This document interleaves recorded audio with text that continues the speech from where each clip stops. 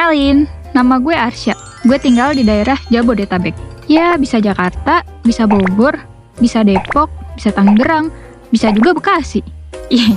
Ya, pokoknya Jabodetabek deh.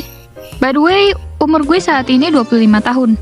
Ngemeng-ngemeng, ini gue mau cerita tentang kejadian 2 tahun lalu waktu gue masih kerja di salah satu perusahaan startup yang terbilang bukan perusahaan besar dan masih baru. Gue kerja di sana cuma selama 2 bulan aja.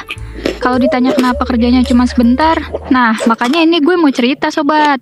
So, gue kerja di perusahaan tersebut sekitar akhir tahun 2021.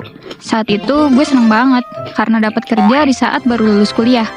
Karena gue juga udah sempet bingung, mesti nyari kemana lagi. Udah dicari kesana kesini, nggak dapet. Yang ada cuma dapat ngelus dada sambil mikirin masa depan. Hehe. So, waktu gue keterima kerja di sini, ya udahlah ya, sikat aja lah. Gue masih ingat waktu itu yang wawancara kerja gue cuma 1 orang, dan kedepannya orang ini akan jadi bos gue. Gak ada siapapun selain dia. Awalnya sih curiga, tapi pikiran itu gue tepis jauh-jauh dan berpikir positif aja. Mungkin emang mau berdua aja kali ya, biar lebih personal. Singkat cerita, gue dikenalin sama salah satu temen gue, sebut aja namanya Mirna. Nah, Mirna ini orangnya baik, cantik, ramah pula. Dia juga yang ngenalin gue ke teman-teman kantor lain. Oke, skip. Teman-teman kantor pada cerita sama gue kalau banyak di antara mereka udah gak kuat kerja bareng si bos.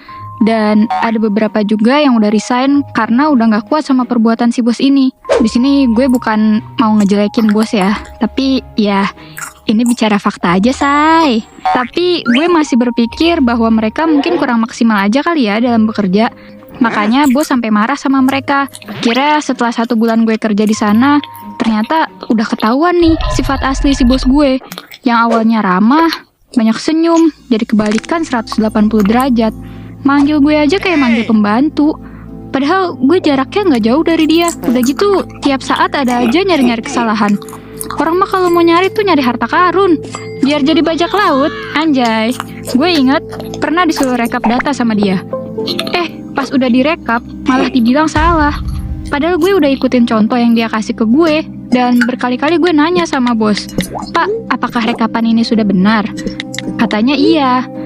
Gue masih mikir kayak, oh mungkin ini gue emang salah kali ya. Ya udah deh, gue perbaiki lagi. Pernah suatu ketika gue lagi sakit, badan gue lemes banget kayak Yupi Letoy. Kepala pusing, bawaannya pengen jedotin ke tembok. Dan besoknya hari Minggu gue ke dokter kan. Terus ternyata gue didiagnosa kena tipes.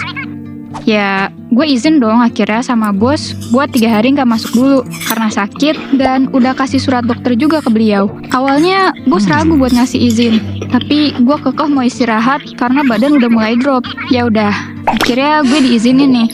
Baru sehari istirahat, malah ditelepon. Katanya, "Kapan kamu secepatnya bisa masuk?" Lah, kan di surat keterangannya aja udah dijelasin kalau gue gak bisa karena masih sakit. Oke, itu 1. Terus di hari kedua, bos nelpon lagi. Masih dengan pertanyaan yang sama, dan akhirnya bos nanya, "Kapan sembuhnya? Sakit mulu sih."